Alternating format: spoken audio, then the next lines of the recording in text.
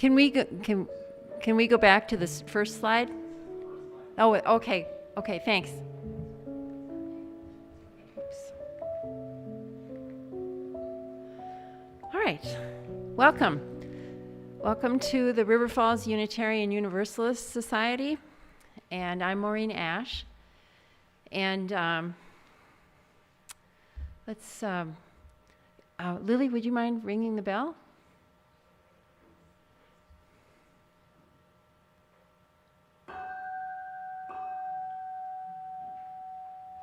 Thank you. When I was a kid, we went to the Methodist church, and I remember the bell tower, giant rope. The usher would always go up and ring it to begin the service. This big old church that no longer exists. I don't know what happened with the bell. I think the bell is still there, actually, but in a tower by itself. Huge rope. Let's see. The theme for April is Embracing Possibility, which is a great theme for April because it seems like all things are possible. I'm going to get a great crop of potatoes this year. And we're going to have a good summer, beautiful spring, and our gardens are going to produce, and we're going to have time to harvest everything, and the weeds won't get ahead of us, and everything's possible in April.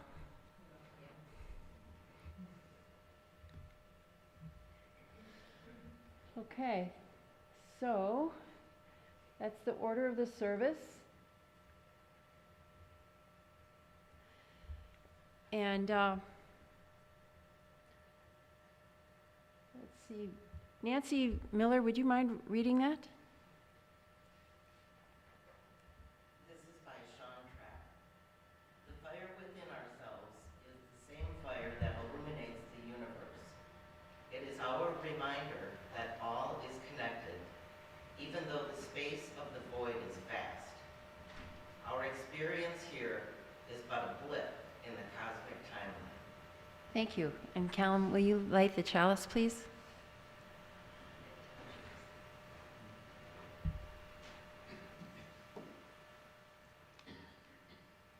All of our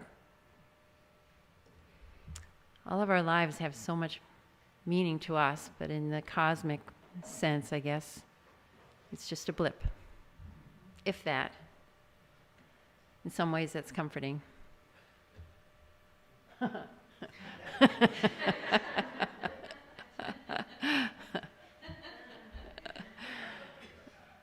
Yeah, really.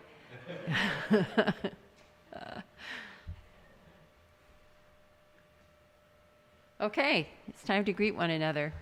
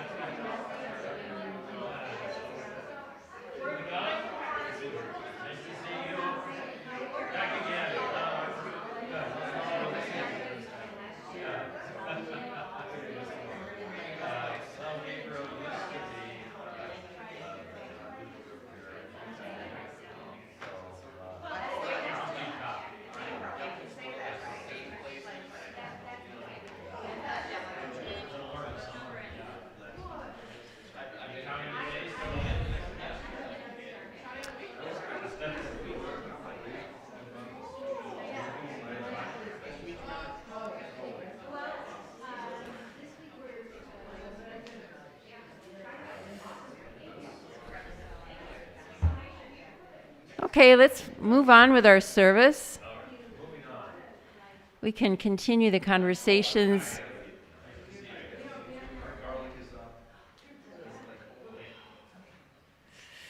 We can continue the conversations afterward over cupcakes and bread.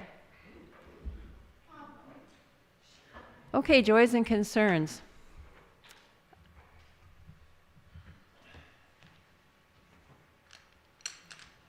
I have a joy of that my grandsons were at the house this morning with their parents, and it was fun.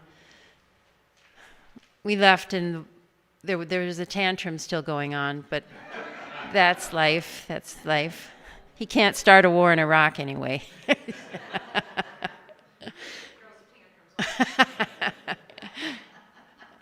And Earthfest was great yesterday. What a great community we have.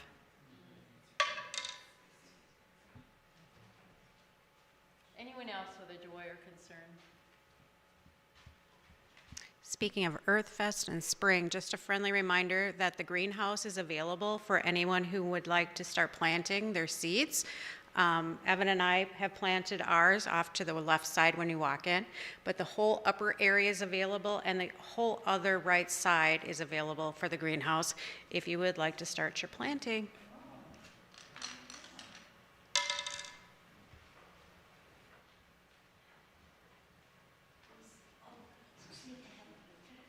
On that note, and on Maureen's note about April hopefulness, Donna and I started working in the gardens this week, cleaning things up and getting the area ready for planting.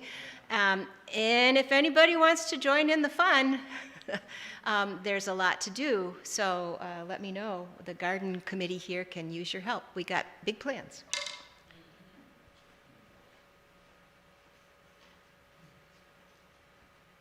So yesterday, my school was hosting a little dance thing, and I went with Gracie, and it was a lot of fun.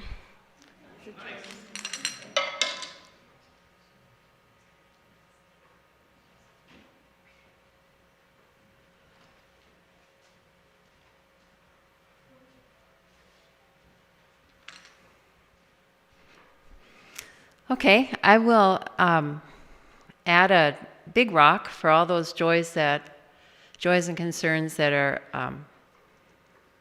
if you're like me, you just didn't feel like getting up and doing it, or was something that's in your heart that you don't want to really publicize. So anyway, that's what this rock is for.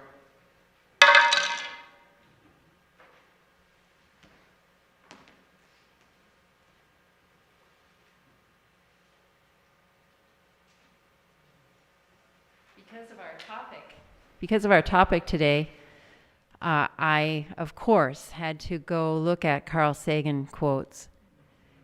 And he's known for this one in particular. The nitrogen in our DNA, the calcium in our teeth, the iron in our blood, the carbon in our apple pies, were made in the interiors of collapsing stars. We are made of star stuff. So that's a little antidote to being blips. And gosh, what a guy. You know, if you get a chance, I didn't pay much attention to him when he was alive. But looking at his warnings, he was really prescient.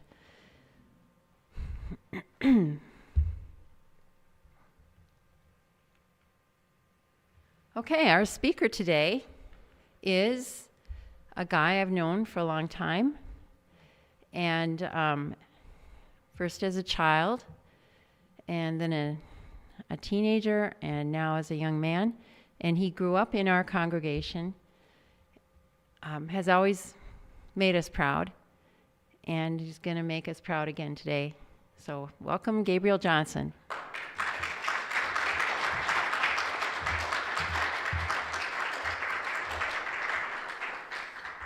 Thank you, Maureen.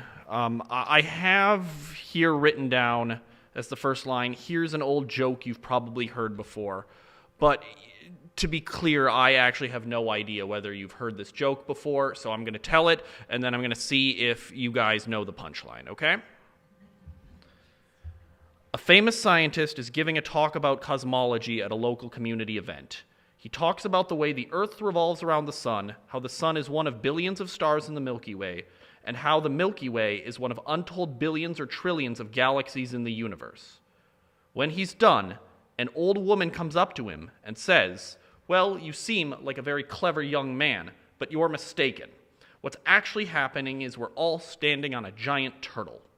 Without missing a beat, the scientist says, "Well, what's the turtle standing on?" And the old woman says, Turtles all the way down. "It's turtles all the way down." Well done. I'm glad I didn't just say that to total silence.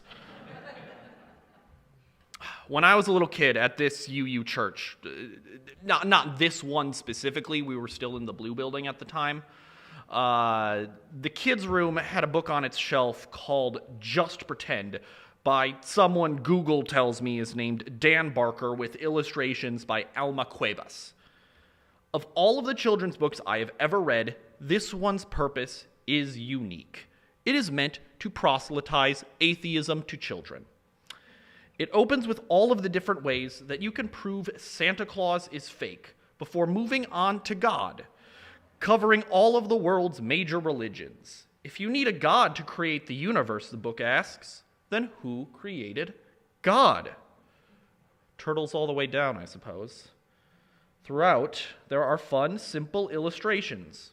When the book is arguing against the idea that people need God to act morally, we are presented with a picture of a guy wearing an atheist t-shirt helping an old woman across the street.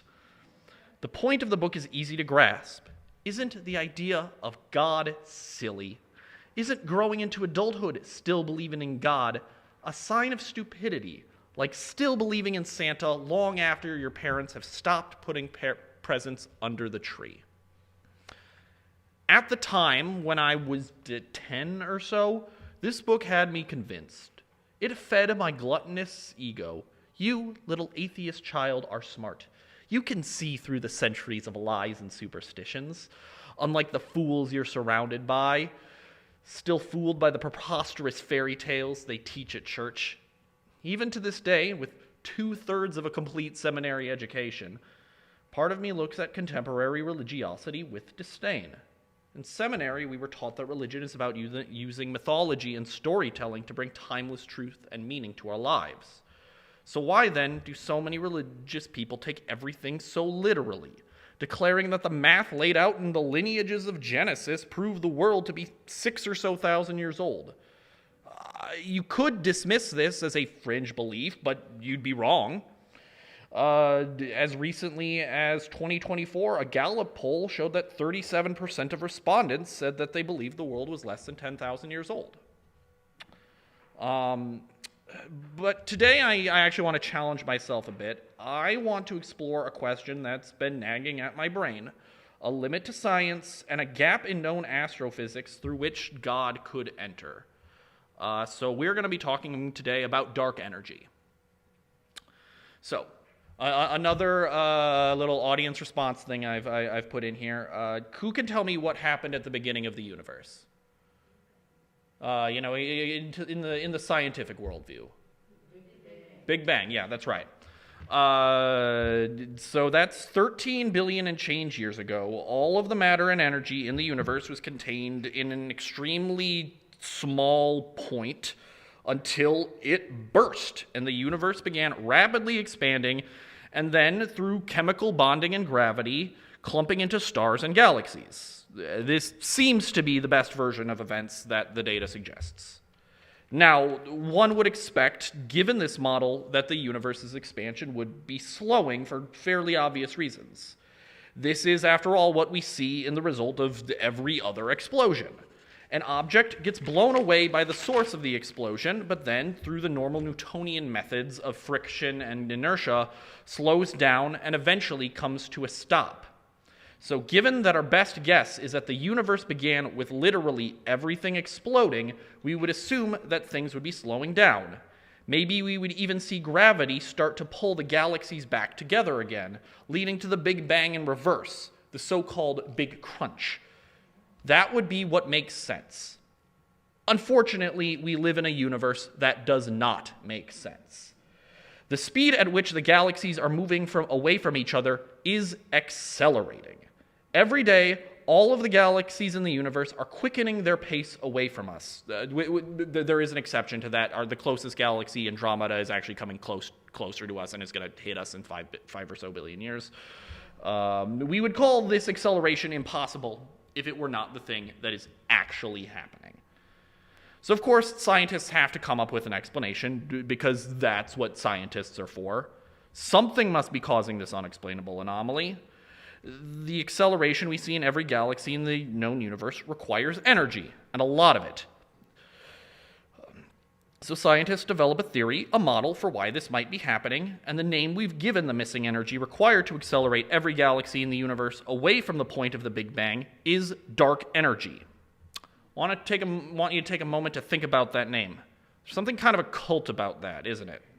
It sounds a little bit evil, demonic even. How much dark energy do we need to fill this gap? Well, literally more than everything else in the universe combined. For the current models of the cosmos to hold, 70% of all of the energy and matter in the universe needs to be dark energy. Billions of worlds orbiting billions of stars in each of the billions of galaxies, and all of them combined make up a tiny fraction of the total weight of the universe when dark energy is taken into account. Now, let's be clear. Dark energy is a placeholder word. We have no idea what this is or how it works. We don't really know if it even exists. No one has ever seen, measured, or harnessed it. We can measure the redshifts of galaxies that indicate acceleration, and we can see that the impossible is happening in spite of our conceptions of what is possible. Everything else is storytelling, an attempt to bring order to a disorderly universe. As a smarmy child atheist reading the pro-atheist books he found at his church, I thought that science could eventually solve any mystery that this universe threw at us. That at some point we would be able to build spaceships that travel faster than light, like every science fiction movie promised me. And that's why dark energy frightens me.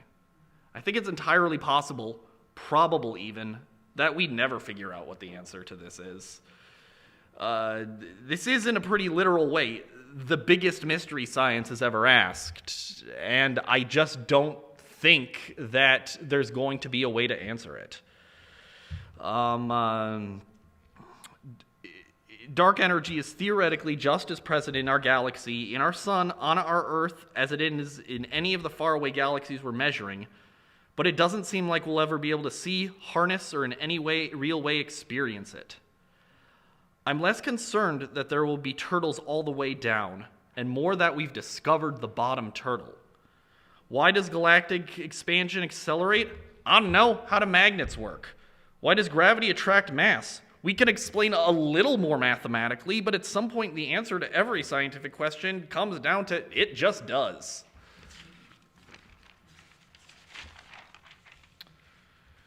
There's an easy answer. As always, the eternal bottom turtle is God.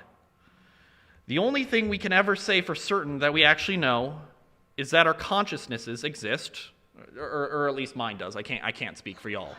And because we exist and experience suffering, pain, hunger, satisfaction, elation, it becomes necessary to give that experience meaning. And to be honest, God answers questions like gravity and magnetism in a way that's almost better than science can. Why is there gravity? It's so that we, the consciousness havers, may have a home to live out our very meaningful lives, as dictated by the great meaning maker God. When we allow ourselves to consider the possibility of God, so many of our questions about the universe go from unanswerable to answerable.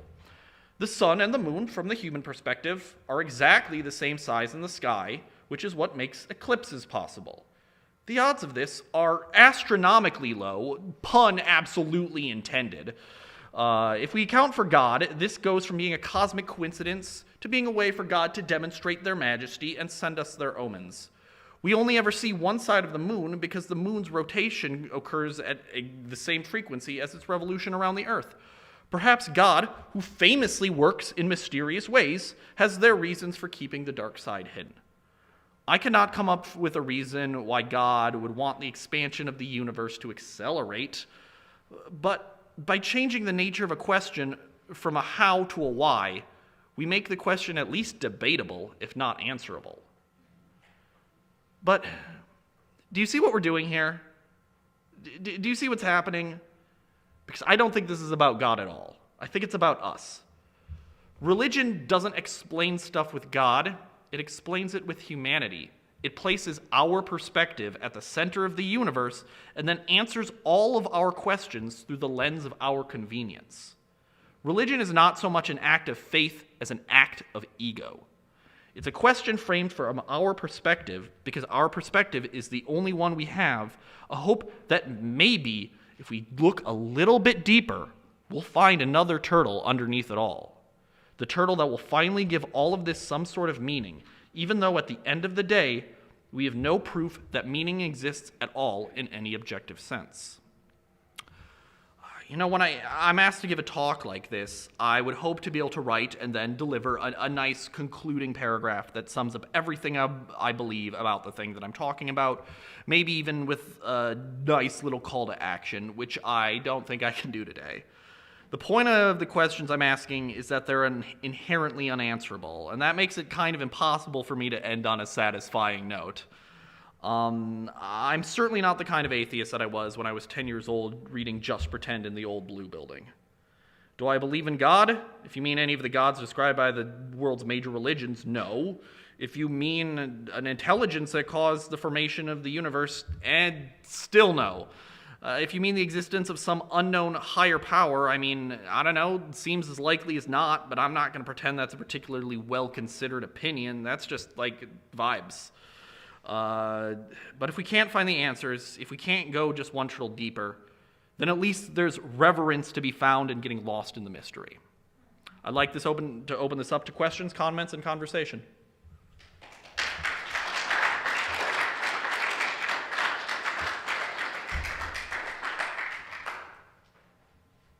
Anybody have any comments, questions, points? Nancy? Where was your theological training? This was at, where did I go to school? The United Theological Seminary of the Twin Cities. Yeah. Well, and why did you want to study that? It sounded cool. No, really, it seemed like a way to explore and express ideas that I was interested in. In a lot of ways I regret it because, I am not a minister and I do have like $10,000 of debt. So, but yeah, that's my theological training there, yeah. I have a microphone here for people who want to be heard on the internet. Any other questions? Is dark energy the same as dark matter? It is not, no.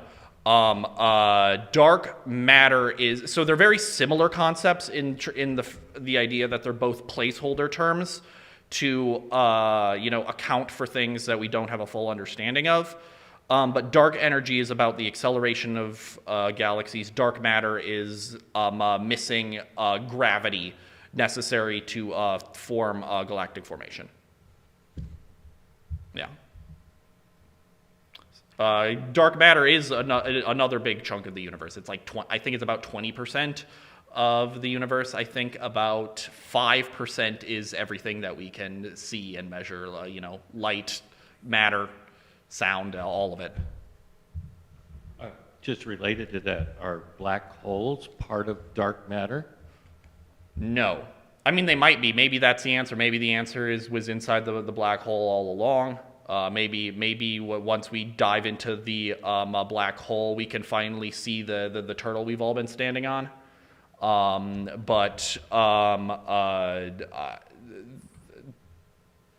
I know black holes certainly have a part to play in the evidence that is built to that something must be causing this, but I can't really say any more than that. Yeah.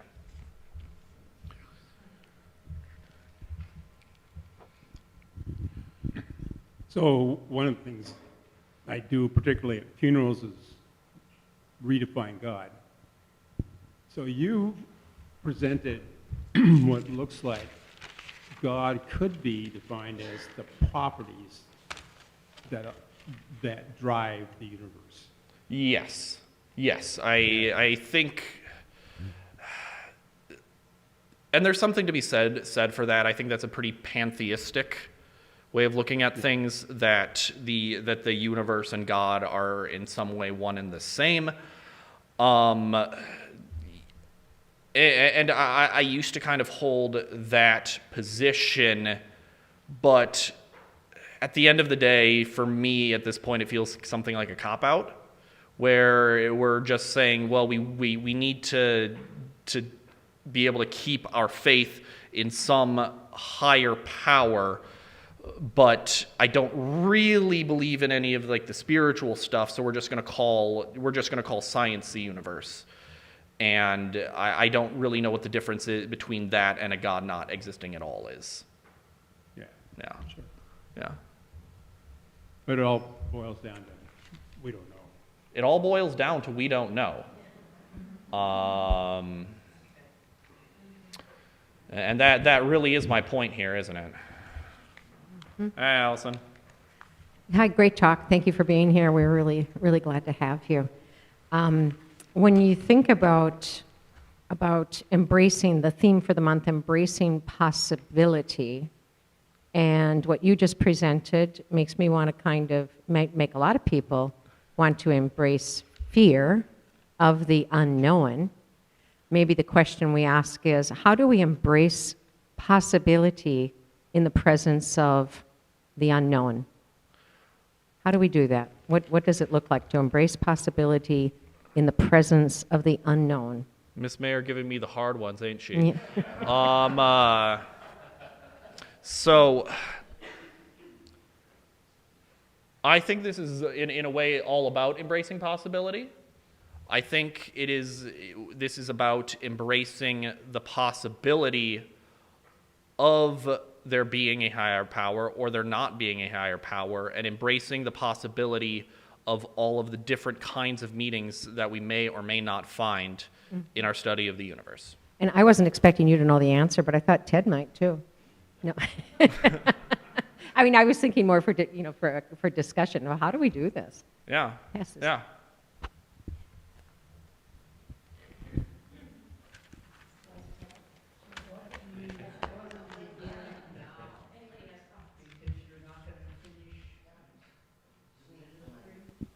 No. I'm honestly more worried about paying off the debt than I am in making more of it. Yeah.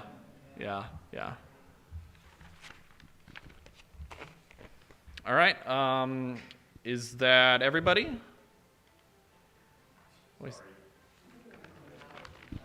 Hey, your ringtone's That's kind the of a banger. unknown. Okay. All right. Bob's so, got one more question. Oh, we've got another from Bob. Well, looking at this vast universe, I've got a question about when are the ETs going to come visit us, and what are they going to look like? When are the aliens going to come visit us? Sure. Okay. I think so. So I actually do have my answer on that one. And my belief is actually going to be never. I do believe that there is life elsewhere in the universe, just because it's a big universe, and it's too big for it not to happen twice.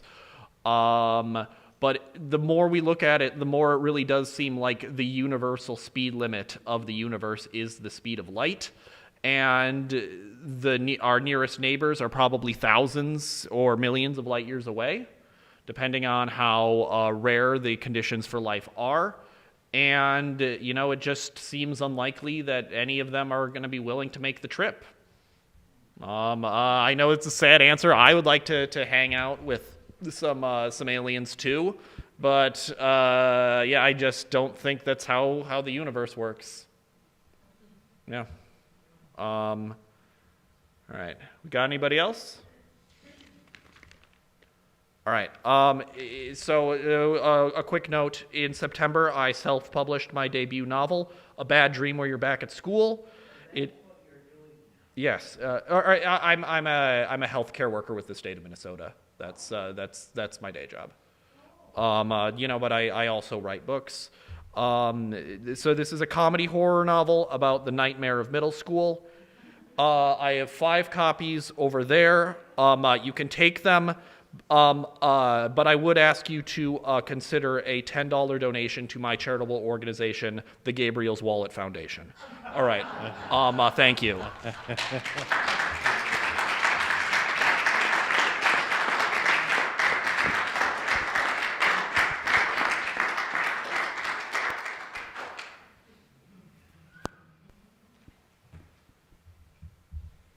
I keep telling you, we have been doing good things all these years.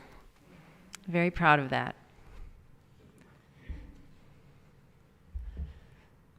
One thing I've been working on in the last week is how can we not get aliens from far, far away to come here, but how can we get our neighbors to work and school and everything? They can't get driver's licenses. And so I've been talking to people about how can we start a taxi service, or could the one of them who has a driver's license quit his job and become a taxi driver. And it is almost as hard to get from here to there as it is for someone from Alpha Andromeda or whatever to get here. It's really tough. There are hard questions, even if you don't go into the universe. Okay, next week I'll be back. And it's New Member Sunday. And we're going to have new members, which is always a good thing. We're really grateful for that. And then we have a poetry group, Highway Cleanup.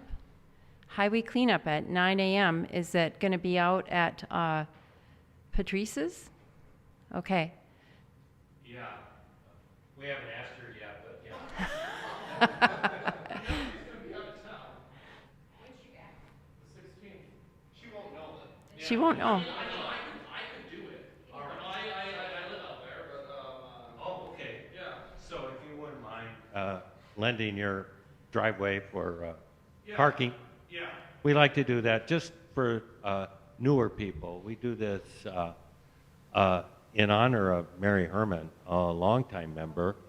I can't remember how many years ago that we started this, but it's one small thing we do every year as a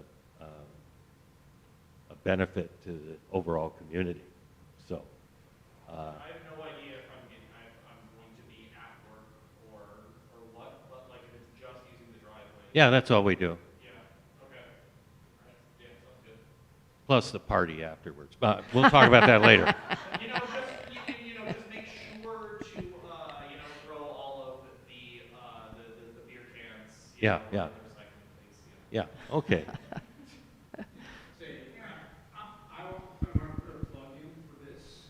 For the plug-in for this cleanup, it opens your eyes to another culture within our own.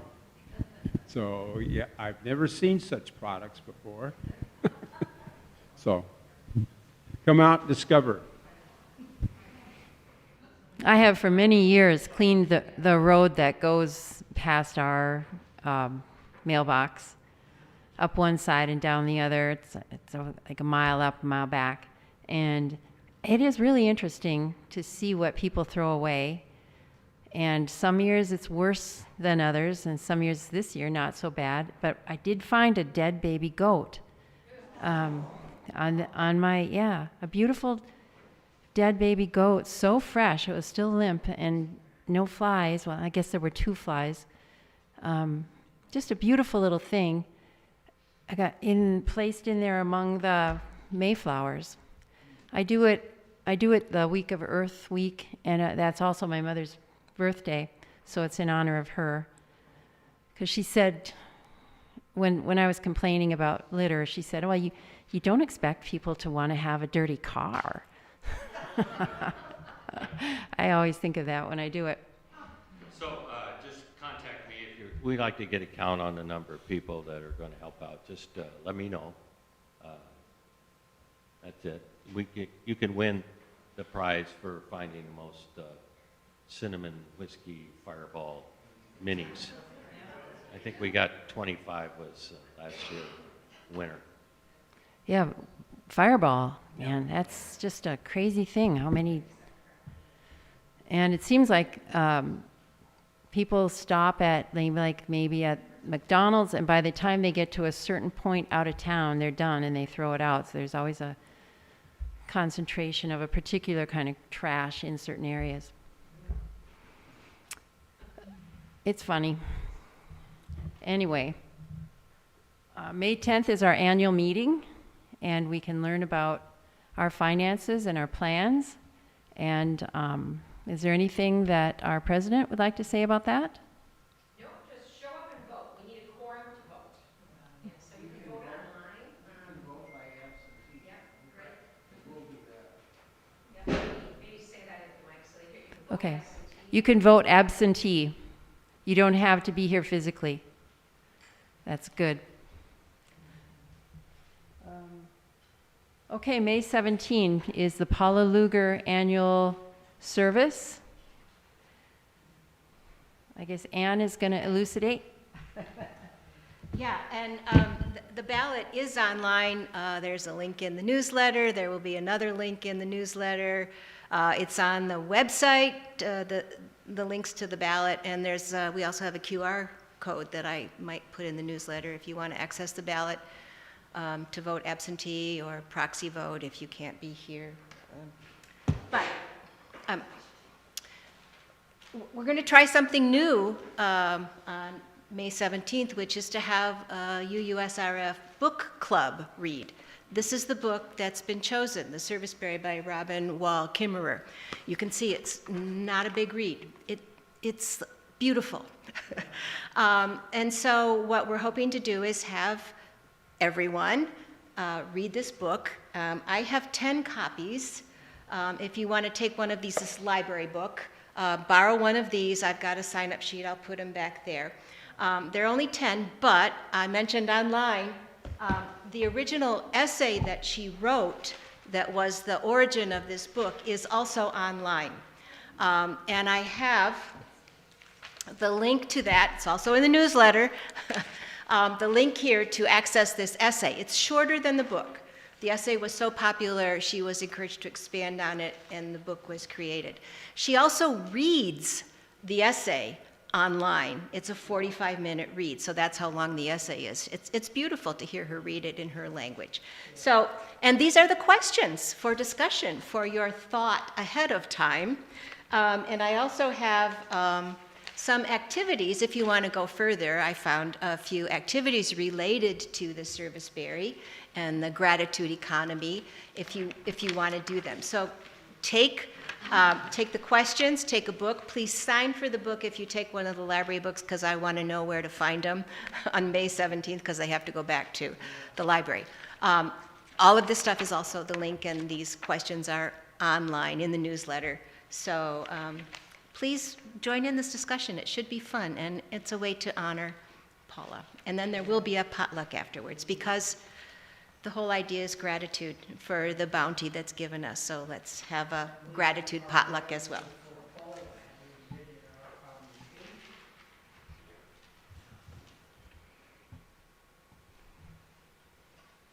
Okay, any other announcements?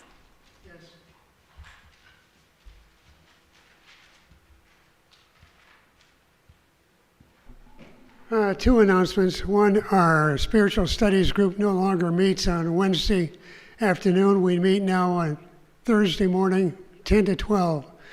Another announcement, this Thursday group used to be hosted by Frank Finke, who recently passed away, and I've inherited part of his library, and I brought, I hope to make those books available here.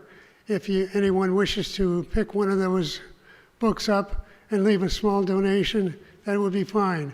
I brought 5 of them here as an example, and they're out on the honey table. So take a look at it. Some are new and some are old. We even have an old edition of the Course in Miracles, so it's a wide variety.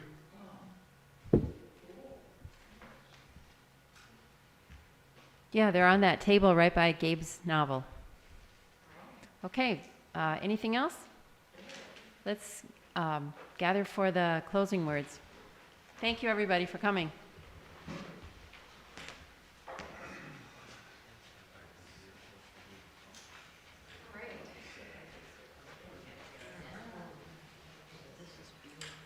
Thank you. I got it at the thrift store a few days ago for $7.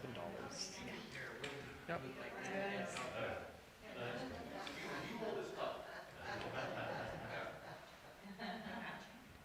Okay, go out into the world. In peace. Have courage. Question all things. Hold on to what is good. Return to no person evil for evil. Strengthen the faint-hearted. Support the weak. Help the suffering. Honor all beings. Thank you, Gabriel.